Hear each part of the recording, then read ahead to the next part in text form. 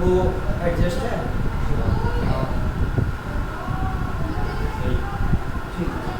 तो चैप्टर कौन से स्टार्ट करोगे आज आप? मैग्नेटिज्म है ना। तो हेडिंग डाल दो जल्दी से, मैग्नेटिज्म।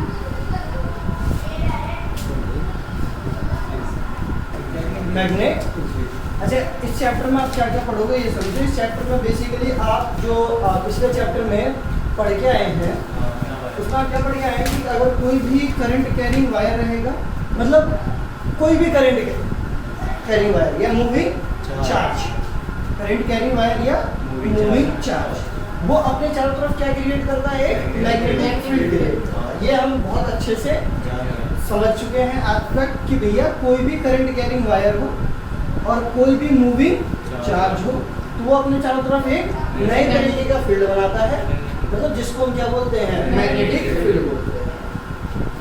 अच्छा, क्या करंट मैग्नेटिक फील्ड बनाता है? Yes sir. क्या चार्ज मैग्नेटिक फील्ड बनाता है? Yes sir. क्या एक चीज बताओ, क्या कोई करंट कैरिंग वायर पे जरूरी है कि चार्ज रहे? नहीं भाई, नेट चार्ज तो इस पे क्या हो सकता है? जीरो।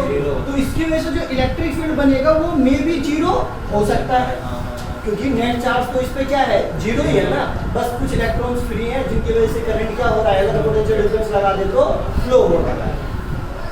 अच्छा, इसके बाद की बात अगर हम करें तो ये जो अगर एक सिंगल चार्ज है Q, तो ये क्या बनाएगा आपका? Electric field plus magnetic field, दोनों ही फील्ड बनाएगा।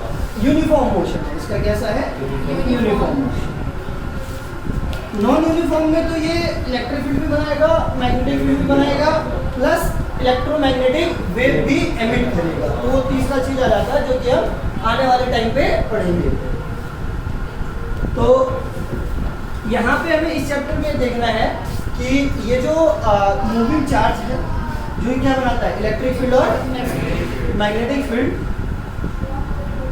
क्या केवल करंट ही मैग्नेटिक फील्ड बनाता है या मूविंग चार्ज भी मैग्नेटिक फील्ड बनाता है, या इन दोनों के अलावा कोई तीसरी चीज भी है जो जिसमें भी करंट जीरो है? मतलब नेट करंट कितना है? जीरो। नेट चार्ज भी कितना है? जीरो। क्या फिर भी वो मैग्नेटिक फील्ड बना सकता है या नहीं बना सकता? चुंबक, जैसे कि मैग्नेट, परमानेंट मैग्नेट। ये जो परमानेंट मैग्नेट होते हैं बेसिकली, जिनको आप बचपन से लेकर के अब तक क्या करते आए हो? यूज करते आए हो। तो क्या ये परमानेंट मैग्नेट अपने चारों तरफ, नॉर्थ साउथ तो जानते ही, पहली बार तो नहीं लिखा है मैंने। तो ये जो परमानेंट मैग्नेट होते हैं क्या ये भी अपने चारों तरफ एक मैग्नेटिक फील्ड बनाते हैं या नहीं बनाते हैं? क्या इसमें करंट फ्लो हो रहा है? नहीं। क्या इसमें चार्ज है? सर चार्ज तो सभी पे ही है अप्रोक्सीमेटली, कोई ऐसा बॉडी है ही नहीं जिसके पास क्या ना हो? चार्ज ना हो। हाँ, ये हो सकता है किसी बॉडी के पास नेट चार्ज कितना हो? जीरो, और किसी के पास नेट चार्ज जीरो ना हो, बट इसके पास हम नेट चार्ज भी क्या मान सकते हैं? जीरो मान सकते हैं। तो नेट चार्ज जीरो है मान लेते हैं, और इस पे भी सर करंट भी कितना है? जीरो। लेकिन दोनों ना होने की वजह से भी ये एक मैग्नेटिक फील्ड बनाता है या नहीं बनाता है? बनाता है। भाई आपको ये पता है कि नॉर्थ से मैग्नेटिक फील्ड लाइंस निकलती हैं और साउथ में क्या होती है? एंटर होती है। और अंदर की बात करें तो साउथ से किधर की तरफ जाती हैं? नॉर्थ की तरफ जाती हैं। क्या ये क्लोज लूप बनाती है? Yes sir, magnetic field always form close loop. अच्छा जी, तो एक हमारे पास नया सोर्स हम बोल सकते हैं कि परमानेंट मैग्नेट। कौन सा मैग्नेट? जो ये परमानेंट मैग्नेट होते हैं ये भी आपके क्या बनाते हैं? मैग्नेटिक फील्ड बनाते हैं या नहीं बनाते? बनाते हैं। तो बेसिकली ये भी हमारे पास क्या है? एक सोर्स है किसका? मैग्नेटिक फील्ड का। अच्छा, अब ये जो परमानेंट मैग्नेट होते हैं, अच्छा मैग्नेटिक फील्ड जैसा यहाँ पे बना परमानेंट मैग्नेट की वजह से, भाई इसकी कुछ स्ट्रेंथ है। क्या वही मैग्नेटिक फील्ड यहाँ पे भी बनता है या दोनों मैग्नेटिक फील्ड का नेचर अलग अलग है? भाई एक चीज बताओ, एक एप्पल की वजह से ग्रेविटेशनल फील्ड बने या एक अर्थ की वजह से ग्रेविटेशनल फील्ड बने, दोनों का नेचर सेम होगा या अलग होगा? सर सेम होगा, एक ही बात होगी, दोनों अलग अलग बात तो होगी नहीं। तो यहाँ पे इसकी वजह से जो मैग्नेटिक फील्ड बन रहा है और इस परमानेंट मैग्नेट की वजह से जो इसके तरफ क्या बन रहा है? मैग्नेटिक फील्ड बन रहा है। और दोनों मैग्नेटिक फील्ड नेचर में कैसे है? सेम है, बस दोनों का सोर्स क्या है? अलग अलग। इसका करंट बोल सकते हैं बेसिकली, है तो इसका भी करंट भी थोड़े सी क्लास में अंदर घुसेंगे तो हमको इसमें से बातें समझ में आएंगी कि मैं क्या बोल रहा हूँ। आपको मैं ये बताना चाह रहा था कि ये जो मैग्नेटिक फील्ड बनाता है और ये जो मैग्नेटिक फील्ड बनाता है, दोनों मैग्नेटिक फील्ड एक जैसे होते हैं, सेम होते हैं। क्या नॉर्थ पोल और साउथ पोल यहाँ पे होता है? हाँ सर होता है। तो यहाँ पे भी नॉर्थ पोल और साउथ पोल यहाँ पे भी होता है, ठीक है।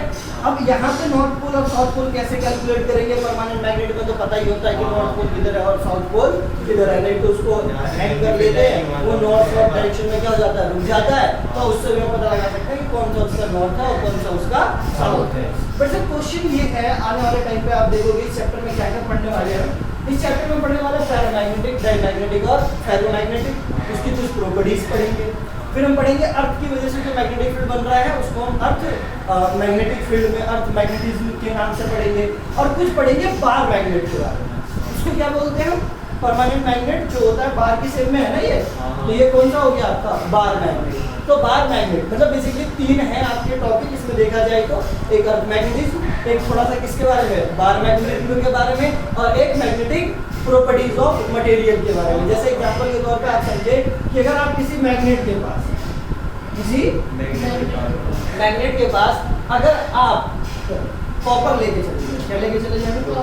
कॉपर। कभी कबाड़ी वाले के पास गए कॉपर लेके? नहीं। अरे वायर जला के जाते हैं ना, बहुत महंगा बिकता है, 400 रुपये किलो, 500 रुपये किलो, है ना। तो वो क्या करेगा, अगर आप कॉपर का वायर लेके जाओगे तो उसको डर रहता है कि अंदर में किसी ने सरिया पे लपेट के ना दे दिया वो मुझे, क्योंकि वो दाम तो किसका लेगा? कॉपर का लेगा। लेकिन अगर बीच में क्या हो, सरिया हो, तो वेट तो उसका भी हो जाएगा। तो वो क्या करता है, जब आप उसके पास जाओगे तो क्या करता है, बेसिकली उसको चुंबक से चिपकाता है। कभी गए? नहीं गए? तो चुंबक से चिपकाता है ना, तो वो अगर चिपकता नहीं है तो फिर क्या हुआ कि वो फिर समझ जाता है कि इसके अंदर कोई लोहा हुआ नहीं रखा। अच्छा लोहा ही क्यों रखते हैं, कुछ और भी रख सकते हैं वैसे तो, लेकिन लोहा भारी होता है थोड़ा सा, तो उसका वजन थोड़ा सा ज़्यादा होगा। छोटा सा भी टुकड़ा डाल दोगे, हाँ पत्थर में भी लपेट सकते हो, वो सेंस नहीं होता ना, वहाँ पे लोगों को पता नहीं होता ये चीज़, पर उसको पता है। अच्छा इसी तरीके से आपको एक लकड़ी का टुकड़ा लेके चले जाओ, वुडन या पेपर लेके चले जाओ, तो क्या वो मैग्नेट उसको अपनी तरफ अट्रैक्ट करता है? नहीं करता। लेकिन इसी की जगह अगर आप एक छोटा सा कील लेके चले जाओ, आयरन का छोटा सा क्या लेके चले जाओ, पीस लेके चला जाओ, तो क्या वो आयरन पीस को अट्रैक्ट कर लेता है या नहीं कर लेता? कर लेता है या नहीं करता? तो कुछ मटेरियल ऐसे होते हैं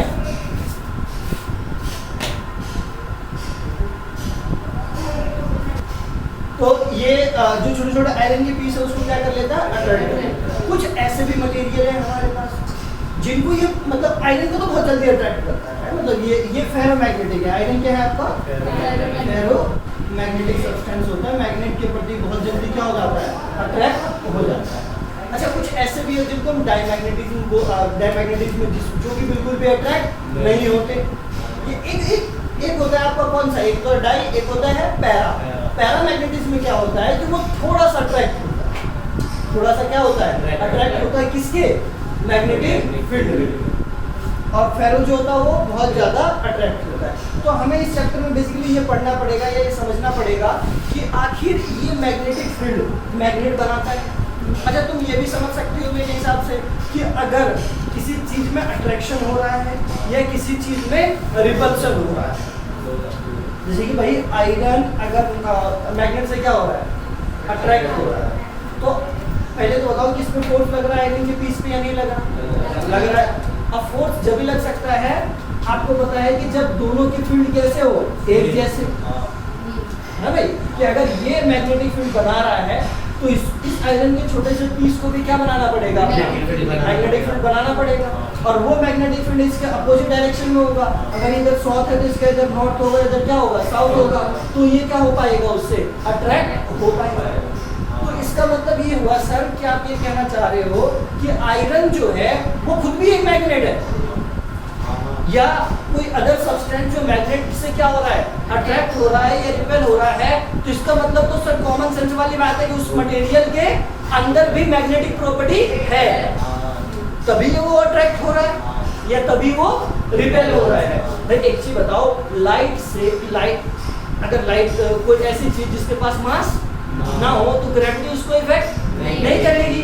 अगर किसी के पास चार्ज ना हो तो इलेक्ट्रोस्टैटिक फोर्स यानी जो कूलम्ब फोर्स उस पर नहीं लगेगा। समझ रहे हो ना मेरी बात। लेकिन अगर उसके अंदर वो प्रॉपर्टी हुई चार्ज वाली प्रॉपर्टी, तो फोर्स लगेगा या नहीं लगेगा? लगेगा। अब न्यूट्रॉन पे लगा दोगे क्या कूलम्ब फोर्स? नहीं, न्यूट्रॉन या तो प्रोटॉन इलेक्ट्रॉन पे लगेगा, या प्रोटॉन प्रोटॉन या इलेक्ट्रॉन इलेक्ट्रॉन पे लगेगा। अभी न्यूट्रॉन न्यूट्रॉन पे लग सकता है क्या कूलम्ब फोर्स? नहीं, क्योंकि न्यूट्रॉन पे चार्ज क्या है? जीरो। उसकी वजह से कोई इलेक्ट्रिक फील्ड नहीं बनता, तो कोई फोर्स नहीं लगेगा। समझ में नहीं? तो यहाँ पे अगर ये आयरन पीस मैग्नेट से अट्रैक्ट हो रहा है या लकड़ी मैग्नेट से अट्रैक्ट नहीं हो रही है, या कोई मटेरियल मैग्नेट से क्या हो जा रहा है? रिपेल हो जा रहा है, तो इसका मतलब ये है सर कि उसके अंदर भी कुछ हद तक मैग्नेटिक प्रॉपर्टीज है। तो अब हम इसमें यही क्लासिफिकेशन करेंगे और यही जानने की कोशिश करेंगे कि आखिर लकड़ी चुंबक से क्यों नहीं चिपकती, लोहा क्यों चिपक जाता है बहुत जल्दी, क्या कारण है उसके पीछे का। एटॉमिक लेवल पे, कौन से लेवल पे? एटॉमिक लेवल पे। पहले हम बहुत छोटे छोटे चीजों से देखेंगे, फिर उसके बाद हम क्या करते चले जाएंगे, उसको बढ़ाते चले जाएंगे। समझ रहे आप मेरी बात या नहीं समझ रहे? समझ रहे? तो आपको नेक्स्ट हेडिंग जो अच्छे से डालनी है वो क्या डालनी है आपकी? एटॉमिक मॉडल ऑफ मैग्नेटिज्म या ओरिजिन ऑफ मैग्नेट। अच्छा, कुछ छोटी मोटी बातें मैंने छोड़ दी है, जैसे कि मैग्नेट सबसे पहले वो पर्चिया पता नहीं कहाँ फ्रांस में किसी को मिला था मैग्नीशिया नाम के स्थान पे, जिसकी वजह से उस पत्थर का नाम उन्होंने क्या दे दिया? मैग्नेट दे दिया, जिससे आयरन के बीच छोटे छोटे क्या हो जाते हैं? अट्रैक्ट हो जाते हैं। तो हमें वो नहीं, हमें तो थोड़ा सा आगे पढ़ना है, तो आप बुक में पढ़ोगे तो आपको वैसे ही समझ में आ जाएगी कहानी। Atomic model of magnetism. Atomic मतलब लोअर लेवल पे जाके देखेंगे जाकर क्या किसी भी बॉडी के अंदर किस तरीके से क्या आती है? मैग्नेटिक प्रॉपर्टीज आती है। करें स्टार्ट? अच्छा देखिए, अब पहले आपको मैं ये बता चुका हूँ कि किसी भी करंट कैरिंग वायर के वजह से अगर उसमें कितना फ्लो हो रहा है करंट, तो उसके चारों तरफ क्या बनता है? मैग्नेटिक फील्ड बनता है। अगर इस पॉइंट पर देखोगे तो आपको बताया था ये अंदर की तरफ, और इधर देखो तो कैसे? बाहर की तरफ। तो अगर एक्चुअल में इसके चारों तरफ क्या बनाया जाए? मैग्नेटिक फील्ड बनाया जाए, तो इसकी वजह से जो मैग्नेटिक फील्ड बनेगा वो कुछ कैसा बनेगा? सर्कुलर वायर की तरह का बनेगा या नहीं बनेगा? बिल्कुल बनेगा सर। ये सेंटर से अगर मैं क्या फ्लो करवा दूँ, इसके करंट कैरिंग वायर है, तो इसके चारों तरफ जो मैग्नेटिक फील्ड बनेगा वो कंसेंट्रिक क्या होगा? सर्कल होगा। एक सर्कल ये रहा, फिर ये ऐसा सर्कल बनेगा इस तरीके से, ये नहीं बनेगा? छोटे छोटे सर्कल बहुत सारे इसमें बनेंगे, बिल्कुल से बनेंगे। अच्छा, यहाँ नीचे भी सर्कल बनेगा, मैंने तो एक दिखाया है, लेकिन काफी सारे क्या होंगे? अलग अलग रेडियस के सर्कल बनेंगे। तो इस तरीके का एक मैग्नेटिक फील्ड का क्या होता है? एक करंट कैरिंग वायर के चारों तरफ पैटर्न होता है। अच्छा सोचो आप, अच्छा मैग्नेटिक फील्ड का फॉर्मूला भी याद होगा, इनफाइनाइट वायर की वजह से क्या था? Mu not I upon 2πd, है ना जी? अगर d डिस्टेंस लेते हैं तो d और r लेते हैं तो r। अच्छा, इसके बाद अगर हम बात करें, जो मैं पिछली क्लास से थोड़ा सा रिलेट करूंगा इसलिए मैं यहाँ पे आ रहा हूँ। अब इसमें अगर आपको मैं याद दिलाने की कोशिश करूँ, तो आपने एक सर्कुलर वायर की वजह से भी मैग्नेटिक फील्ड निकाला, mu not I by 2r। वो मतलब कि हाँ, अगर रेडियस r है और सेंटर पर हम क्या निकालना चाह रहे हैं? Magnetic field. तो और इसमें करंट इस तरीके से फ्लो हो रहा है, आई तो समझ में आ रहा है कैसे आई फ्लो हो रहा है? यहाँ से तो ऐसे बाहर निकल रहा होगा, यहाँ से अंदर। तो अगर आप इसमें, अच्छा इसमें तो इस करंट की डायरेक्शन में उठा और इधर करके आप मैग्नेटिक फील्ड निकाल लेते थे। इसमें कैसे? सर्कल में कि चारों उंगली में करंट की डायरेक्शन में घुमाओ, जिधर अंगूठा आ गया वो किसकी डायरेक्शन देगा? मैग्नेटिक फील्ड का। तो यहाँ पे अगर इस करंट कैरिंग वायर की वजह से मैग्नेटिक फील्ड पूछूं तो सेंटर पे किधर होगा? बाहर की तरफ। अरे भाई तो देख लो ना, ऐसे करेगा तो किधर की तरफ आएगा? बाहर की तरफ। तो सेंटर पे किधर की तरफ आ गया? बाहर। अच्छा देखो यहाँ से क्या हो रहा है? बाहर निकल रहा है। और अब याद करो, अभी मैंने आपको मैग्नेट के बारे में बताया था कि नॉर्थ पोल से मैग्नेटिक फील्ड क्या होता है? बाहर निकलती है या नहीं निकलती है? निकलती है। और साउथ पोल में क्या होती है? एंटर होती है। याद है या भूल गए? ये तो कोई बड़ी बात नहीं। इसका मतलब ये हुआ कि अगर हम इस करंट कैरिंग वायर की वजह से देख रहे हैं, तो अगर इस अभी कोई भी एक वायर है तो उसका दो फेस होगा, एक इधर वाला और एक कहाँ वाला? नीचे वाला। नहीं आ रही मेरे पास? सर्कल देखोगे तो दो तरफ से दिखेगा ना, एक उधर से और एक इधर से। उसके दो फेसेस होंगे या नहीं होंगे? होंगे। पाई आर स्क्वायर एरिया की बात कर रहा हूँ। अरे भाई इधर से भी देख सकता है सर्कल को और यहाँ से। तो यहाँ से मैग्नेटिक फील्ड क्या हो रहा है, बाहर निकल रहा है। तो ये वाला जो है ना पार्ट, उसका सामने वाला, वो एक्ट करेगा किसकी तरीके से, नॉर्थ पोल की तरीके से, क्योंकि ये मैग्नेटिक फील्ड कहीं जाएगा नहीं, क्योंकि मोनोपोल तो एग्जिस्ट करते नहीं है। अगर नॉर्थ है कहीं पे तो कहीं पे क्या होगा, वहाँ पे साउथ भी होगा, केवल नॉर्थ और नहीं एग्जिस्ट कर सकते, ये हम देखेंगे अभी। तो इसका मतलब ये हुआ कि अगर यहाँ से मैग्नेटिक फील्ड बाहर निकल रहा है तो यही ऐसे घूम करके कहीं से वापस आ रहा होगा या नहीं आ रहा होगा, और ये इस तरीके से जा रहा होगा। तो ऊपर वाला पार्ट तो इसके किसके तरीके से काम करेगा, नॉर्थ पोल के तरीके से, और नीचे वाला पार्ट किसके तरीके से काम करेगा, साउथ पोल। बात समझ में आ रही है या नहीं आ रही है? अच्छा, ये जो मैंने आपको बताया था इसका मैग्नेटिक फील्ड का फॉर्मूला B = μ0 I बाई कितना, ये तो केवल किसके लिए था, सेंटर के लिए है ना। तो सेंटर पे मैग्नेटिक फील्ड तो बिल्कुल कैसी बन रही है, सीधी। लेकिन सोचो अगर सेंटर से इधर उधर कोई पॉइंट लिया मैंने, तो क्या उस पे मैग्नेटिक फील्ड बिल्कुल सीधी बनेगी, जवाब है नहीं। क्या उसका मैग्नीट्यूड इतना ही रहेगा, जवाब है नहीं, क्योंकि ये तो हमने किस पे निकाला है, सेंटर। लेकिन इधर उधर भी मैग्नेटिक फील्ड बनेगी या नहीं बनेगी, तो वो मैग्नेटिक फील्ड किस तरीके से बनती है वो देखो, आपको थोड़ा समझ में आएगा। यहाँ से ऐसे, ये तो बिल्कुल सीधी गई, ये थोड़ी ऐसे मुड़ती है इस तरीके से, वापस फिर इसमें आ, समझ रहे हैं आप। तो ये कुछ इस तरीके से यहाँ से ऐसे वापस भी, मतलब ऐसे से मान लो, और डॉटेड आप लगा दोगे तो आपको और अच्छे से समझ में आ जाएगा। ये अच्छा, इसके बाद वाला मैग्नेटिक फील्ड क्या बताओ, ये और मुड़ जाएगी सर या नहीं मुड़ेगी, ये और थोड़ा सरफेस पे और इस तरीके से इसमें वापस एंटर होगी या नहीं होगी, यहाँ वापस एंटर। अच्छा, बिल्कुल पास वाले की अगर मैं बात करूँ, किसकी बात करूँ, बिल्कुल पास वाले की बात करूँ, तो ये कुछ यहाँ से ऐसे जा करके तुरंत ऐसे लौट आएगी, है ना, रेडियस को कम हो जाएगी। अच्छा, बिल्कुल इसके पास वाले की बात करूँ तो कुछ इस तरीके से बनाएगी, अरे वहीं से निकल के ऐसे सर्कल बना देगी। मतलब अगर सोचो छोटा सा एलिमेंट ले लो तो छोटा सा लेंथ हो जाएगा, और लेंथ की वजह से ऐसे तो बनता है ना कॉन्सेंट्रिक सर्कल। नहीं आई मेरी बात समझ लो, मैंने क्या बोला, मैंने बोला अगर इसका बहुत छोटा सा क्या ले लोगे पार्ट, तो वो act as a straight wire, और स्ट्रेट वायर के चारों तरफ किस तरीके की बनती है, तो यहाँ पास पास में तो कुछ ऐसे सर्कल बनते हुए आपको दिखेगा, समझ रहे ना। और इस तरीके से जो है करंट कैरिंग लूप की वजह से क्या बनता है आपका मैग्नेटिक फील्ड, जैसा इधर बनेगा वैसा ही इधर भी बनेगा, इधर इधर टिल्ट है तो इधर।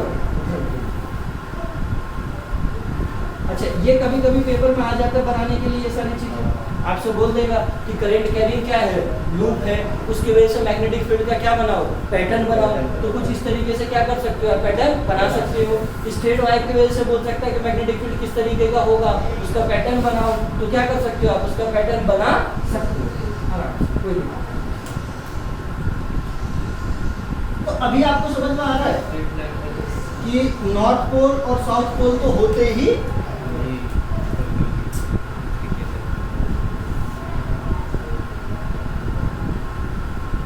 मिड लाइन कभी कभी कट हो जा रही है, लेकिन मैग्नेटिक फील्ड लाइंस कभी भी एक दूसरे को इंटरसेक्ट नहीं करती है, ये प्रॉपर्टीज है उसकी। तो ये किसकी वजह से मैग्नेटिक फील्ड बना, बताओ, सर्कल की। क्या करंट की वजह से, यस सर। क्या यहाँ पे भी करंट की वजह से, यस सर।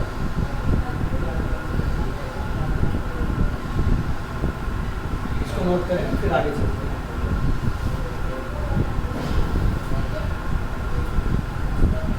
ये मिला दो मैं, आगे चलते हैं। अब एक चीज समझाना मेरे को कि करंट कैसा फ्लो होता है।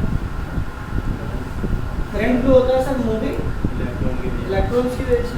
अगर कहीं पे भी इलेक्ट्रॉन्स क्या हो रहे हैं, मूव हो रहे हैं, तो बेसिकली वहाँ पे करंट जनरेट होगा या नहीं होगा, और करंट जनरेट होगा तो वहाँ मैग्नेटिक फील्ड भी होगा। अब तुम ढंग से सोचो तो तुमने एटॉमिक पूरा का पूरा एक टेबल पढ़ रखा है 118 एलिमेंट वाला, कि इसका एटॉमिक नंबर इतना है, इसका एटॉमिक नंबर इतना है, एटॉमिक वेट, एटॉमिक नंबर बताता है तो उसमें कितने नंबर ऑफ प्रोटॉन है, और इन न्यूट्रल केस में उतने क्या होंगे उसके पास, इलेक्ट्रॉन भी होंगे। और इलेक्ट्रॉन क्या कर रहे होते हैं, घूम रहे होते हैं। तो क्या अगर इलेक्ट्रॉन्स घूम रहे हैं तो इलेक्ट्रॉन मोशन में है, और अगर रिवॉल्व कर रहे हैं तो वो करंट बना रहे होंगे या नहीं बना रहे होंगे? बना रहे होंगे। अब इस करंट की वजह से एक मैग्नेटिक फील्ड बनेगा या नहीं बनेगा? बनेगा। तो यहाँ पे हम बहुत सस्ते की बात करेंगे, जैसे छोटे छोटे एटम की, जैसे कि हाइड्रोजन की बात कर लेंगे, इसकी बात कर ले। हाइड्रोजन में कितने इलेक्ट्रॉन्स होते हैं? एक इलेक्ट्रॉन और एक प्रोटॉन। अब वो एक इलेक्ट्रॉन क्या हो रहा है? मूव कर रहा है।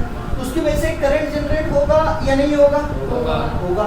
तो पहले तो मुझे उसकी वजह से फिर क्या बनेगा? मैग्नेटिक फील्ड या नहीं बनेगा? बनेगा। इसका मतलब ये हुआ। अच्छा, H2O में भी चाहे मॉलिक्यूल हो, अच्छा देख, अगर एटम में इलेक्ट्रॉन्स रिवॉल्व हो रहे हैं तो मॉलिक्यूल में भी होंगे भाई। ऑक्सीजन में रिवॉल्व हो रहे हैं और हाइड्रोजन में रिवॉल्व हो रहे हैं, तो किस में रिवॉल्व होंगे? H2O में भी रिवॉल्व होंगे। तो वो भी एक मैग्नेटिक फील्ड बना सकता है अपना या नहीं बना सकता है? बना सकता है। तो पहली बात तो आपको ये समझना पड़ेगा कि एवरी एटम, एवरी और मॉलिक्यूल, एवरी एटम और is a permanent magnet itself. कि हर एक मटेरियल के अंदर, तुम्हारे बाल से लेकर, तुम्हारे पेन से लेकर के, तुम्हारे सोने, ज्वेलरी, जितनी भी चीज तुमको 118 एलिमेंट से तो मिलकर के बना हुआ है या किसी और चीज से? नहीं। हम किससे मिलकर के बने हुए हैं? हाँ, 118 में मैंने बता रखा है कि कुछ 118 का 18 मेरे अंदर नहीं है, लेकिन बहुत सारे मेरे अंदर है। आयरन भी है, हाइड्रोजन भी है, पता नहीं क्या, कैल्शियम भी है, ऑक्सीजन भी है, कार्बन डाइऑक्साइड, बहुत सारी चीजें हैं मेरे बॉडी के अंदर। तो उन्हें 128 में काफी चीजों से मिलकर के क्या हूँ? बना हुआ। अच्छा, वैसे तो हमारा हिसाब होता है पंचतंत्र वाला, आग, वायु, हवा, पानी, उससे मिलकर के बना हुआ है। वो बहुत पुरानी बात है। तो पहली चीज तो आप एक चीज लिखो इसमें, जो आप बना रहे हैं इसमें पहले एक लाइन लिखो कि एवरी एटम और molecule of a substance, every atom or molecule of a substance is a complete magnet itself. Is a complete magnet itself. Every atom or molecule of a substance is a complete magnet itself. मतलब हर एक atom, हाँ, itself, हर एक atom या कोई भी molecule अपने आप में एक पूरा का पूरा क्या होता है? मैग्नेट। एवरी एटम और molecule of a substance is a complete magnet. समझ में आ गई मेरी बात? देखो, जैसे समझाने की मैं कोशिश कर रहा हूँ, आप समझ जाओ तो बहुत बढ़िया। अच्छा, आपने वो भी पढ़ा होता है क्लास 11 में आते ही, क्या पढ़ा होता है? Quantum number. क्या पढ़ते हो? NLKM, चार तरह के होते हैं ना। उसमें तुमने एक पढ़ा होगा प्लस हाफ और माइनस हाफ। क्या बोलते हैं उसको? चुंबकीय आघूर्ण, मैग्नेटिक मोमेंट, है ना, जो कि प्लस हाफ भी हो सकता है और माइनस हाफ भी हो सकता है। उसको भी हम यहाँ पे समझेंगे कि वो कैसे होता है। पहली चीज तो ये समझो कि अगर एक हाइड्रोजन एटम है और उसमें ये इलेक्ट्रॉन है, ये हाइड्रोजन एटम ले रहा हूँ, रेडियस कितनी ले ली इसकी, और इसमें एक इलेक्ट्रॉन क्या हो रहा है? रिवॉल्व। वो होता ही है या नहीं होता है? इसकी रेडियस कितनी ले ली आपने? रिवॉल्व हो रहा है। तो क्या इस इलेक्ट्रॉन के रेवोल्यूशन की वजह से इसमें करंट आएगा या नहीं आएगा? तो पहले तो मुझे निकालना है कि आखिर इस इलेक्ट्रॉन के मूव होने की वजह से कितना करंट आएगा। समझ रहे या नहीं समझ रहे? करंट I इक्वल्स टू क्या होता है? Q by और यहाँ पे अगर एक रेवोल्यूशन का अगर आप टाइम पीरियड देखोगे, अरे भाई जैसे Q by T ले लो, कैपिटल T ले लो, T मतलब क्या? टाइम पीरियड, है ना जी। तो T किसके बराबर होगा सर? 2 पाई R by किसके बराबर? V के बराबर। Time is equals to speed, distance upon speed. तो एक पूरे राउंड में कितना डिस्टेंस कवर कर लेगा? 2 पाई R। और स्पीड कितनी दे रखी है ना? ये वाली वैल्यू अगर मैं यहाँ क्या कर दूँ, पुट कर दूँ, सर Q की जगह पे E भी रख सकते हैं, क्योंकि जो चार्ज है उसका मैग्नीट्यूड किसके बराबर है? E के बराबर। तो I जो हो जाएगा वो E अपॉन कितना? 2 पाई R अपॉन कितना? V। ये V ऊपर चला जाएगा तो I कितना आ गया? AB अपॉन 2 पाई R। समझ में आया या नहीं आया? तो इसका मतलब ये हुआ कि अगर इतना करंट है, अगर इतना करंट है, तो इस करंट की वजह से यहाँ पे क्या बनेगा? ये मैग्नेटिक फील्ड मैग्नेटिक फील्ड बनेगा या नहीं बनेगा? बनेगा। बनेगा, हाँ। तो बिल्कुल बनेगा। अब इसको अगर यहाँ से देख लो तो इस तरीके से घूम रहा है, हाँ, और अगर इसको ऐसे देखोगे, क्योंकि यहाँ पे मुझे एक दो चीज आपको और भी समझानी पड़ेगी, तो इसलिए मैं इसको थोड़ा सा क्या चेंज करा मैंने, इसका एंगल देखने का नजर। अच्छा, इलेक्ट्रॉन ऐसे घूम रहा है हाँ, तो करंट कैसे फ्लो हो रहा है? भाई करंट जो होता है फ्लो हमेशा इलेक्ट्रॉन के अपोजिट डायरेक्शन में होता है। तो इलेक्ट्रॉन अगर ऐसे है तो करंट ऐसे फ्लो होगा। तो करंट की डायरेक्शन ये होगी या नहीं होगी? होगी सर, हमेशा इलेक्ट्रॉन के अपोजिट में। और करंट का मैग्नीट्यूड कितना होगा? EV/2 का। क्या इस करंट की वजह से, क्या इस करंट की वजह से इसमें कैसे इलेक्ट्रॉन फ्लो कर रहा है? इसमें ऐसे हो रहा है ना, क्लॉकवाइज एंटी क्लॉकवाइज है ये इलेक्ट्रॉन का, और करंट क्लॉकवाइज। तो यहाँ पे एंटी क्लॉकवाइज कैसे होगा? ऐसे मान लो, ऐसे ऐसे होगा ना भाई, और क्लॉकवाइज ऊपर देखें।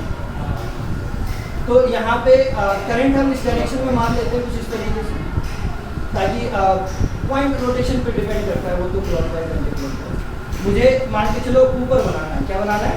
मुझे इसमें देखो करंट ऐसे है तो किधर की तरफ? नीचे की तरफ, ठीक है। तो इसमें भी अगर नीचे मैग्नेटिक फील्ड आपको क्या करना है? बनाना है। इसको ऐसे कर दिया ना हमने, तो करंट ऐसे, ठीक है, ऐसे ले लेते हैं। तो ऐसे लेंगे तो करंट को कैसे फ्लो करवाएंगे? ऐसे करके यहाँ से बाहर निकलता हुआ, और यहाँ से ये जो मैग्नेटिक फील्ड का डायरेक्शन आएगा किधर की तरफ आएगा? नीचे। अब जो ये डायरेक्शन होता है ना,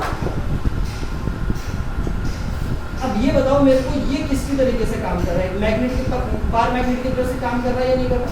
यहाँ से अगर मैग्नेटिक फील्ड बाहर निकल गई तो यहाँ से मैग्नेटिक फील्ड क्या हो रही होगी? एंटर हो रही होगी या नहीं हो रही होगी?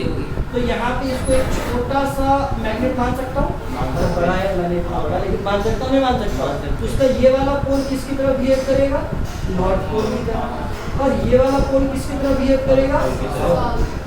तो अब तुम यहाँ पे ये समझ गए होगे कि अगर एक इलेक्ट्रॉन की वजह से नॉर्थ साउथ बनता है तो दूसरे की वजह से भी बनेगा, तीसरे की वजह से भी बनेगा। और ये इलेक्ट्रॉन जो है केवल हाइड्रोजन वाले एटम में तो रिवॉल्व करते नहीं है, किसमें रिवॉल्व करते हैं? बहुत, मतलब सभी में ही करते हैं। बहुत में क्या? सभी में ही करते हैं। तो क्या सभी की वजह से करंट फ्लो हो रहा होगा या नहीं फ्लो हो रहा होगा? हो रहा होगा।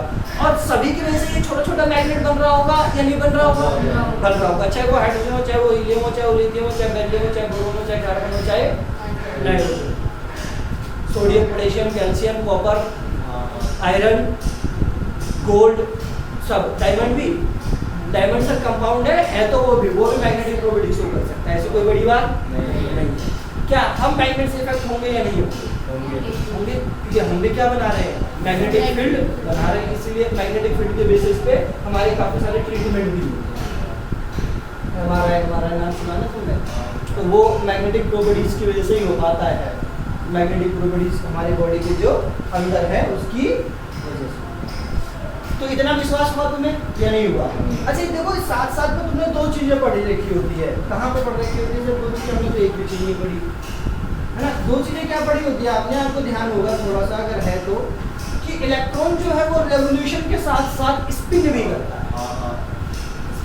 स्पिन मतलब जैसे अर्थ, तो अर्थ तो एक तो सन के चारों तरफ इस तरीके से घूम रहा है और अपने एक्सिस पे इस तरीके से भी स्पिन होता हुआ घूम रहा है, लट्टू की तरह। एक लट्टू जो कि सर्कल में भी घूम रहा है और अपने एक्सिस पे भी क्या हो रहा है? घूम रहा है। तो जिस तरीके से अर्थ सन के चारों तरफ क्या करती है? दो तरीके का मोशन करती है। एक तो अपने एक्सिस पे घूम रही है, जिसकी वजह से क्या होता है? दिन रात। और वो 365 वाला जो बोलते हैं हम कि एक पूरा साल हो गया, वो पूरा का पूरा एक सर्कल है। अंतर समझ में आया दोनों में या नहीं आया? आ गया। दोनों अलग अलग है। इसका तो टाइम पीरियड 24 घंटे का है, उसका 1 साल का है। एग्जैक्ट डाटा तो 23 घंटे कुछ मिनट होता है उसको। अब यहाँ पे भी इलेक्ट्रॉन के पास में कितने तरीके के मोशन होते हैं? 2 तरीके के। कौन कौन से? पहला, एक तो जो न्यूक्लियस के चारों तरफ क्या करता है? ये रिवॉल्व करता है। और दूसरा अपने एक्सिस पे स्पिन करते हुए मूव करता है। जिस तरीके से अर्थ सन के चारों तरफ क्या हो रही है, रोटेट हो रही है, दो मोशन लेकर के, वैसे ये इलेक्ट्रॉन भी दो मोशन लेके क्या हो रहा है, न्यूक्लियस के चारों तरफ घूम रहा है। एक अपने स्थान पे, मतलब एक अपने पोजीशन पे, अपने एक्सिस पे रोटेट हो रहा है, और एक ऐसे रोटेट हो रहा है, ऐसे भी, और साथ में ऐसे चलता हुआ, ऐसे समझ में आ रही मेरी बात? तो दोनों रोटेशन की वजह से मैग्नेटिक फील्ड बनेगा या एक रोटेशन की वजह से मैग्नेटिक फील्ड बनेगा?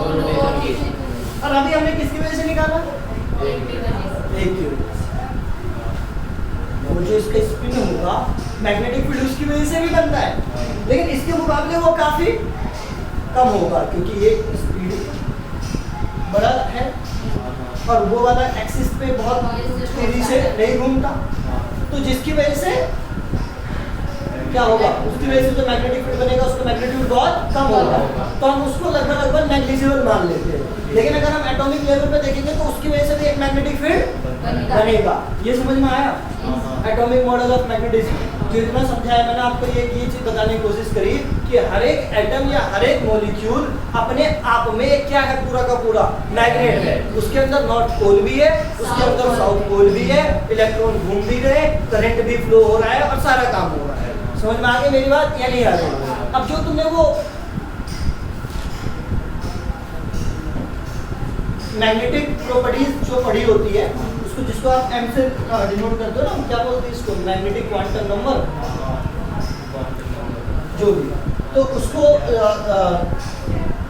यहाँ पे वो प्लस हाफ से और किससे दिखाते हैं उसको, माइनस हाफ, मतलब रोटेशन की वजह से होता ना प्लस हाफ और माइनस हाफ।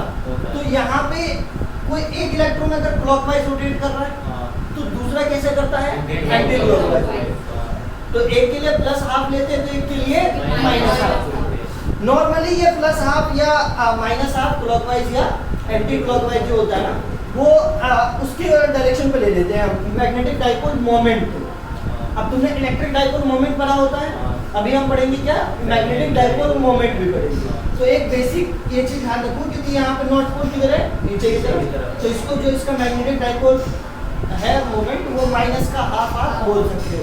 और नॉर्थ पोल अगर किधर की तरफ रहेगा, ऊपर की तरफ, तो उसको क्या बोल दोगे आप, प्लस हाफ। ये दोनों बातें समझ में आ रही है या नहीं आ रही है? इसको नोट करो, फिर आगे चलते हैं। आप डालोगे, छोटा सा टॉपिक पहले करेंगे, बार मैग्नेट।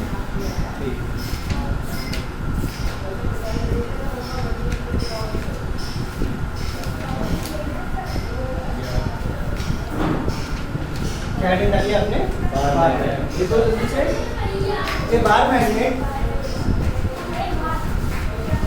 ये bar magnet consist of two equal and opposite magnetic pole. A bar magnet consists of two equal and opposite pole, separated by a small distance.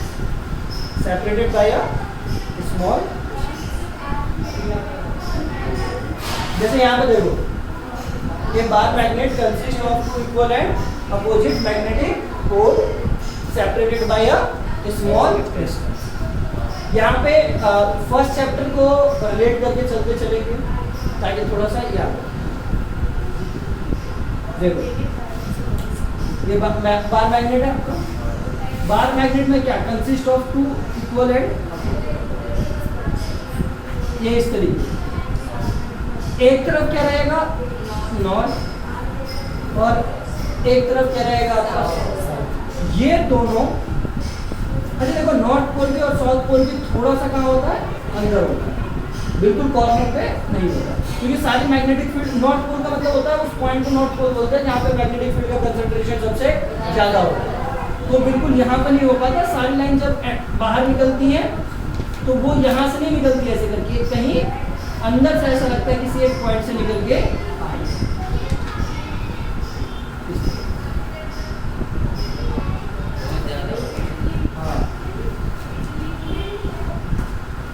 South में अगर एंटर भी करनी होगी तो किसी एक पॉइंट की तरफ एंटर करनी होगी। ये पोल टू पोल जो डिस्टेंस लेते हैं उसको हम 12 बोलते हैं। तो ये नॉर्थ पोल और इसको क्या बोलेंगे, bar magnet. North pole south pole separated by a small distance. अच्छा, इसी के इक्विवेलेंट क्या होता था आपका इलेक्ट्रिक डाइपोल, जिसमें क्या लेते थे आप, दो चार्ज लेते थे, एक नेगेटिव और एक पॉजिटिव, और एक दूसरे से 12 डिस्टेंस पर रखते थे। इसको क्या बोलते थे, डाइपोल, इलेक्ट्रिक डाइपोल। ये भी मैग्नेटिक डाइपोल है, ये भी क्या है आपका मैग्नेटिक डाइपोल। तो bar magnet is also a magnetic dipole. तो लिख लो, bar magnet is also a magnetic,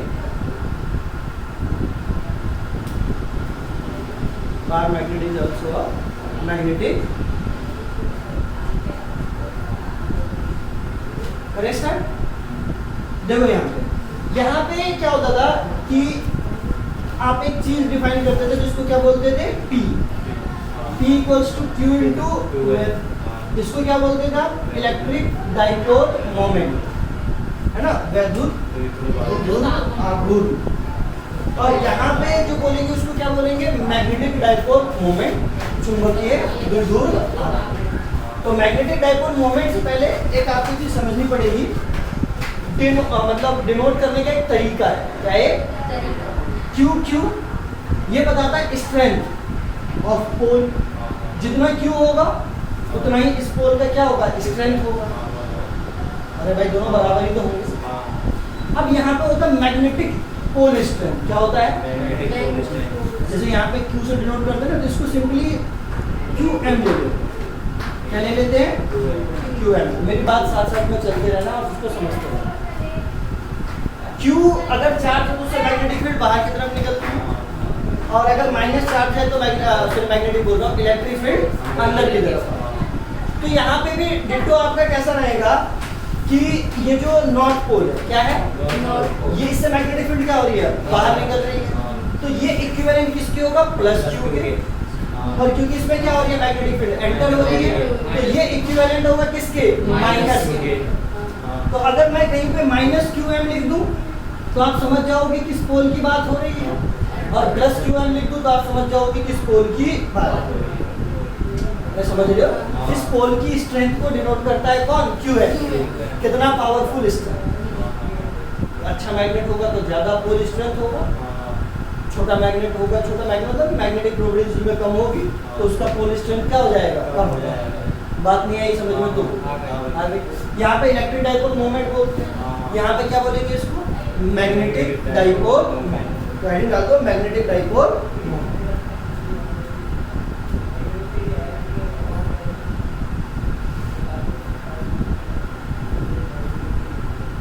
magnetic dipole.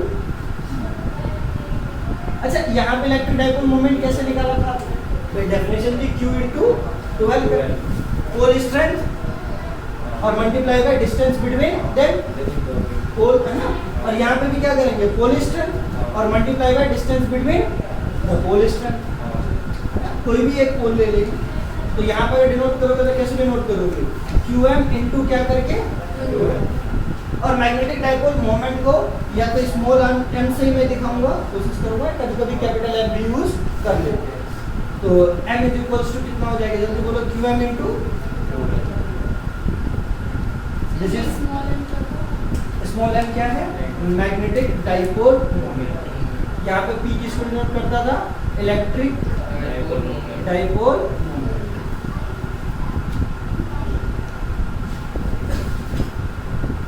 और ये किसको डिनोट कर रहा है, magnetic dipole.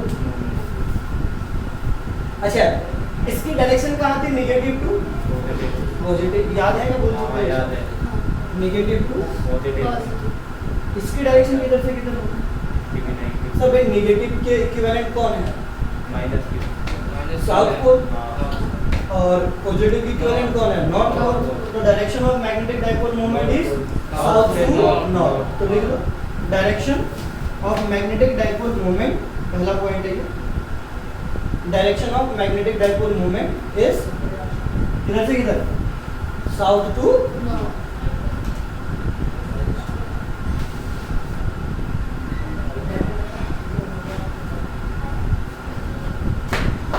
The direction of dipole electric magnetic dipole moment is south to. अगला पॉइंट लिखें। अच्छा, ये वेक्टर क्वांटिटी है या स्केलर क्वांटिटी है? वेक्टर है सर, डायरेक्शन की बात ही हो गई तो वेक्टर, तो it is a vector quantity, it is a vector quantity. ऐसा यूनिट है इसकी, कौन सी यूनिट? एम्पियर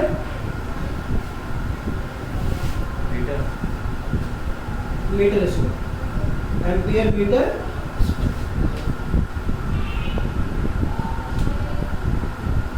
एम्पियर मीटर और न्यूटन मीटर पर और न्यूटन मीटर पर सब कर देखेंगे अभी कहाँ कहाँ से आया। एंड डायमेंशन इज एम्पियर और उसकी डायमेंशन लगा करके आप निकाल सकते हो, आप निकाल लेना। डायमेंशन पर सब ये पुरानी बातें हैं, ये आपको आती रहनी चाहिए। तो ये छोटा सा हमने बात करें इलेक्ट्रिक डाइपोल के इक्विवेलेंट किसके बारे में? मैग्नेटिक डाइपोल मोमेंट के। मेरी बात समझ में आ गई यहाँ तक या नहीं आ गई? अब सर एक चीज बताइए आप कि ये तो मैग्नेटिक डाइपोल मोमेंट किसका आया? बार मैग्नेट, मतलब कोई सब्सटेंस होगा, नहीं समझ रहे मेरी बात? सॉलिड सब्सटेंस, अरे किसी भी सब्सटेंस का, किसी भी सब्सटेंस का मतलब समझ रहे हो क्या बोल रहा हूँ? पदार्थ, उसका मैग्नेटिक डाइपोल मूवमेंट निकाला तो pole strength multiply by distance between the pole strength. भाई नॉर्थ और साउथ पोल की बीच के डिस्टेंस से अगर पोल स्ट्रेंथ की क्या कर देंगे? मल्टीप्लाई कर देंगे, तो मैग्नेटिक डाइपोल मोमेंट आ जाएगा या नहीं आ जाएगा? आ जाएगा।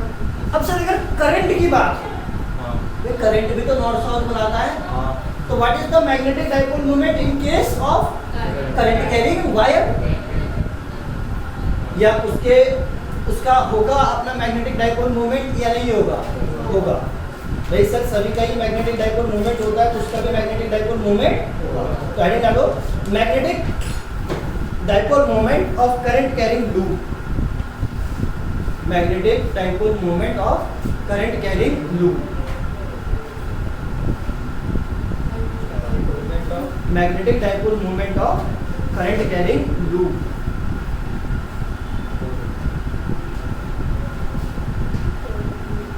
Magnetic dipole moment of current carrying loop. अब किसी लूप में करंट फ्लो हो रहा, आइए क्या फ्लो हो रहा है? ये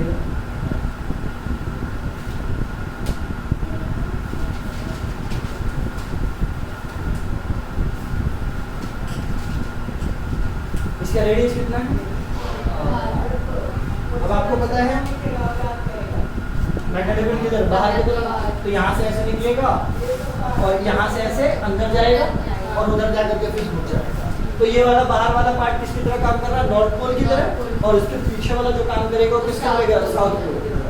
तो यहाँ पे सर मैग्नेटिक डाइपोल मोमेंट कैसे निकालते हैं? तो इसलिए डेफिनेशन है आइए, क्या करिए? आइए। तो magnetic moment of A current carrying loop is defined by current multiply by area. आइए याद रहेगा। कहाँ चलिए? चलिए पहले आइए तो सही, पहले मैग्नेटिक डाइपोल मोमेंट बताइए तो सही। तो इसका क्या होगा? आइए। तो अगर किसी भी करंट कैरिंग लूप में क्या निकालना हो आपको? मैग्नेटिक डाइपोल मोमेंट, तो उसमें देखिए करंट कितना है और उसके एरिया से क्या करते हैं? उसमें मल्टीप्लाई करते हैं, तो वो क्या दे देगा? उसका magnetic dipole moment. A is the area of, और I करंट, और M क्या है? Magnetic dipole moment. आइए, और what is the direction of M? Sir वहां पे तो आपने बताया साउथ टू, बाहर की तरफ। अरे साउथ की तरफ, पीछे की तरफ। नॉर्थ की तरफ, सामने की तरफ। तो उधर से इधर आएगा ना, ये याद ना रहे तो आप इस मैग्नेटिक डाइपोल मोमेंट की डायरेक्शन एरिया वेक्टर की डायरेक्शन में होगी। किसकी डायरेक्शन? Area vector. मतलब बेसिकली आप एरिया वेक्टर भी छोड़ो, आप तो मैं ऐसे कर लो कि करंट की डायरेक्शन में चारों उंगली को रिवॉल्व कर दो, जिधर अंगूठा आ जाए the direction of magnetic dipole. नहीं आएगा मेरी बात सुनो। अरे एक तरीका याद रखो ना, बार बार क्या करना है। Curl the finger in the direction of current, then thumb indicates the direction of magnetic dipole. देख लो, curl the finger, curl the right hand, curl the finger of, curl the finger, curl the finger, और finger के नीचे में लिख देना ना right hand. कहीं लेफ्ट हैंड की करने लगो तो उल्टी आ जाएगी ना। Curl the finger in the direction of current.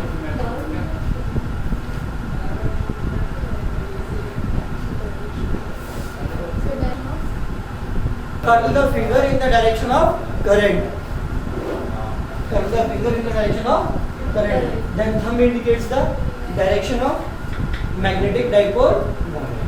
Then thumb indicates the direction of magnetic dipole. Curl the finger in the direction of current. Curl the finger in the direction of current. Then thumb indicates the direction of magnetic dipole. इतना time लगता है तुमको देखने में। इधर क्या assignment देखो, आप साफ साफ दिख रहा है ये क्या है करंट का एम्पियर, एम्पियर, और एरिया का metre square, metre square. Assignment क्या होगी यहाँ से एम्पियर मीटर। तो करंट कैरिंग लूप के केस में, किसके केस में, कैसे निकालेंगे मैग्नेटिक फील्ड पता चलिए, मैग्नेटिक डाइपोल मूवमेंट, और बार मैग्नेट के केस में कैसे निकालेंगे वो भी आपको पता चलेगा। नोट करो फिर आगे एक सवाल करें, मिटा दीजिए।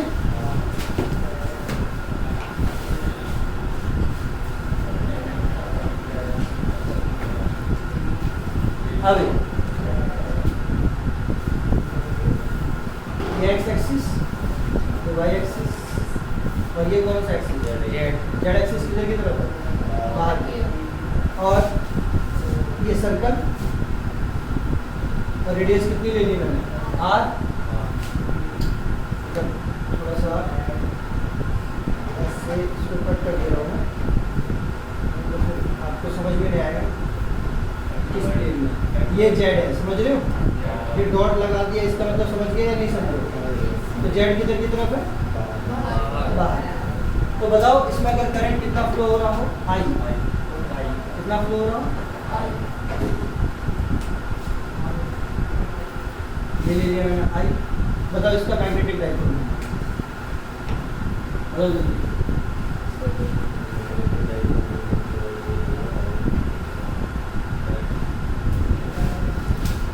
सर मैग्नेटिक डाइपोल मोमेंट का फॉर्मूला क्या होता है, m = आई तो कितना है, आई है, और इस लूप का एरिया कितना हो जाएगा सर, पाई आर। अपवर्ड या डाउनवर्ड, अब क्या करना है, curl the finger direction of current. तो अंगूठा किधर आया, अंदर की तरफ, तो किधर होगा, डाउनवर्ड, है ना। तो यहाँ पे क्या लिख दोगे इसको, डाउनवर्ड। और डाउनवर्ड का मतलब माइनस के या प्लस के, माइनस के। तो चाहे तो कोई बच्चा इसको ऐसे भी लिख सकता है, आई इनटू कितना, पाई आर स्क्वायर माइनस के।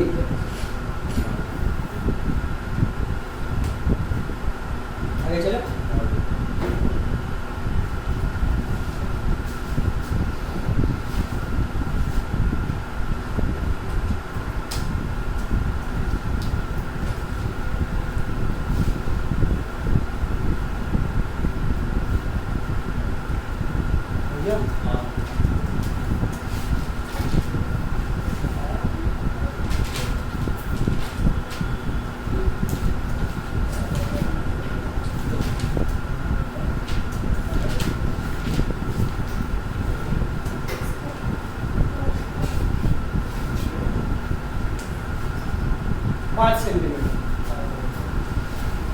ये और 10 सेंटीमीटर ये, ठीक है। और करंट आई, कितना आई, और आई का मैग्नीट्यूड ले लो, और कितना ले लो, 12 है, कितना है, 12। बताओ मैग्नेटिक डाइपोल,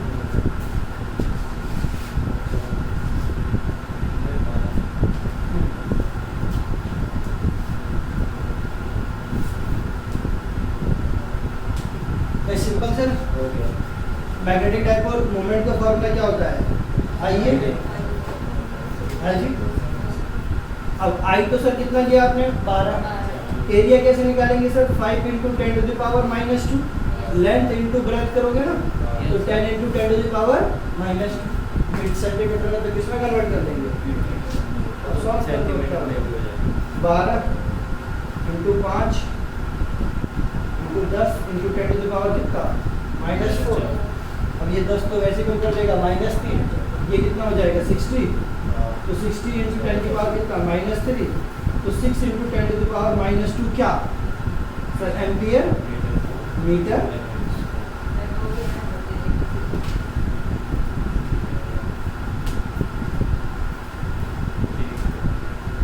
है ना? और अगर देखो वो x y z अपना बदलने पे क्या हो सकता है? बदल सकता है ना? अगर मैं इसको x बोल रहा हूँ और इसको क्या बोल रहा हूँ? z, तो ऑफकोर्स ये जो बाहर निकल रहा होगा इसको क्या बोलूँगा मैं? I। ये समझ में आएगी मेरी बात?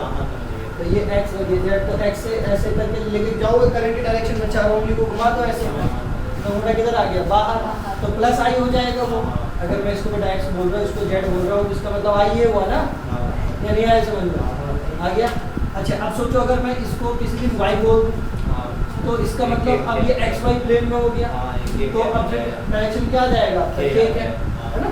तो अगर ये x है ये y है, तो यहाँ पे क्या लिखूंगा मैं? इनटू में ठीक है, तो डायरेक्शन पे क्या करता है? डिपेंड करता है।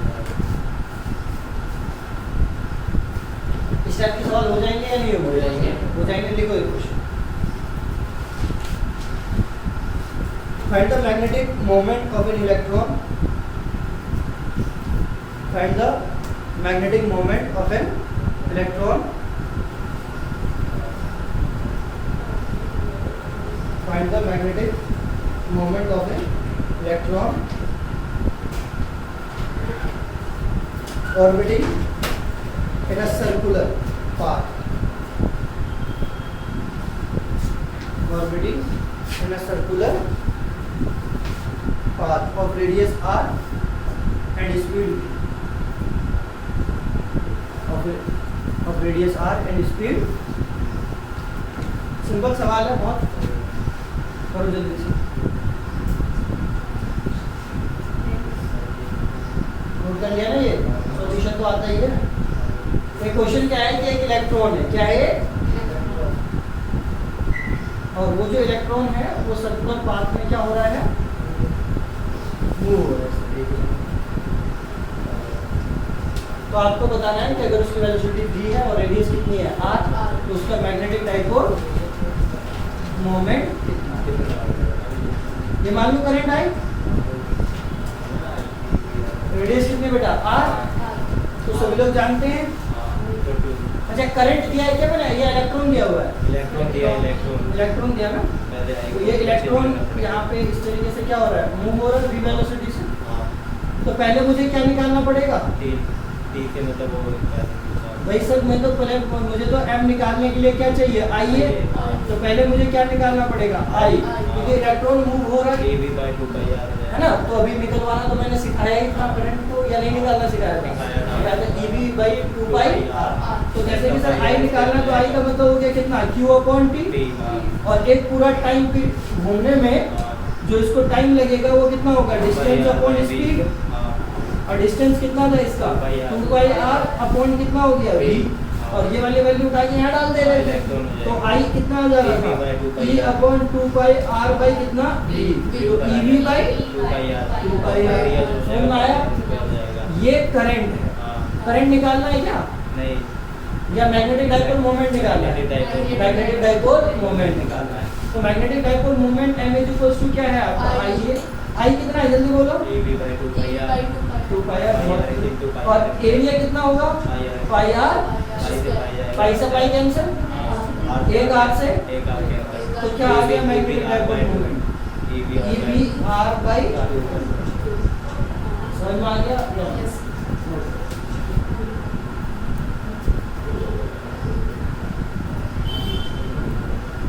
और डायरेक्शन किधर होगी? अपवर्ड या डाउनवर्ड?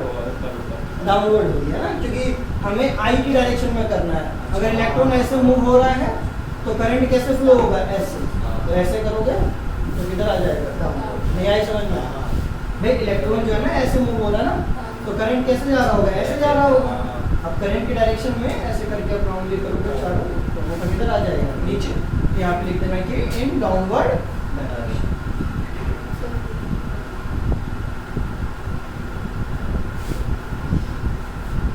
In downward.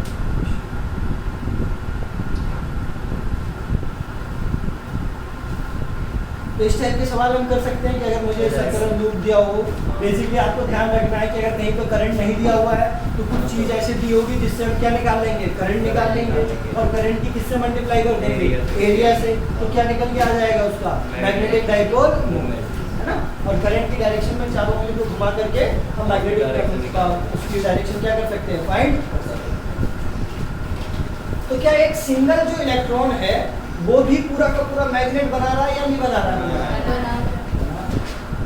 और ये इसमें किधर की तरफ, नीचे की तरफ। तो ऊपर कौन सा पोल होगा, जल्दी बताओ, साउथ पोल होगा। और नीचे कौन सा पोल हो जाएगा आपको, नॉर्थ। क्योंकि यहाँ से मैग्नेटिक फील्ड इस तरीके से कुछ निकलेंगे और यहाँ से जो है वो एंटर। तो एवरी सिंगल मूविंग इलेक्ट्रॉन्स या revolving electrons is a complete magnet itself. Direction है। तो आज इतना ही, फिर अगली क्लास में इसके आगे हम